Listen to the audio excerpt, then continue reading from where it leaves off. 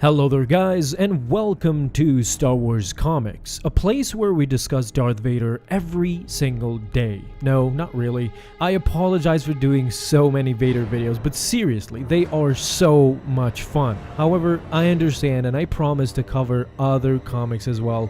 In fact, feel free to suggest any comic you want covered down below in the comments and get a shout out in the next video. After the declaration of a newly formed empire, Emperor Palpatine had a bullseye target in his back and needed extra security. It is the sole reason why the newly instituted royal guards went through such rigorous training. You see, it wasn't only the surviving Jedi that Vader and Sidious had to be wary of. Many other factions would pose a danger for them as well. Remember, this new empire is basically a quote-unquote new and improved republic, or at least that's how it was advertised to the public. Many enemies that remained from the Clone Wars were still dangerous for the Empire as well, and Sidious through sheer force wanted these enemies of the Empire to submit to their wishes. During the early days of his new rule, Sidious had an assassination attempt on his life, which seemed to have come from the Hind Snake cult, a dark magic secret cult who were thought to have been extinct up until now. He was nearly killed if not for Vader,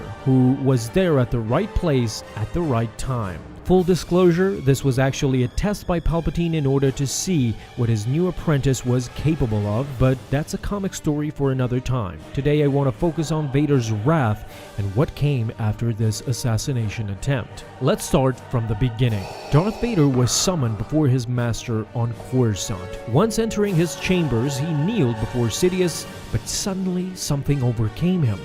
A sense of danger, a warning sign. Without saying a word, Vader stood up and force-pushed Sidious away from his chair, and as fast as possible he pushed the chair as far away from the chamber. Suddenly, as the chair is falling down, we see and hear a ticking sound. It was a bomb strapped to the chair.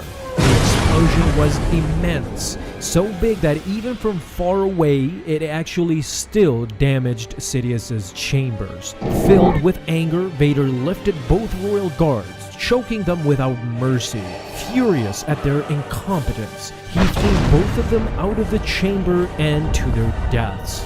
He wanted to make sure this would not happen again. As all the other royal guards entered the room, he chastised them all. At this point, they were proven to be incompetent in the eyes of Vader, or even worse, he accused them of conspiring against their Emperor as he ignited his lightsaber. Acknowledging their mistake, nearly all of them kneeled before Vader, except for two of them who continued to stand. Without a word of warning, Vader beheaded both of them with one swift stroke. In his mind, that was the price for their arrogance and incompetence: death. The rest were assigned to both the Emperor and following Vader on his investigation. After this unfortunate turn of events, in total, Vader killed 4 royal guards in a fit of rage. Needless to say, Palpatine was very proud up until that point. The ruthlessness that his new apprentice had adopted was very pleasing to him.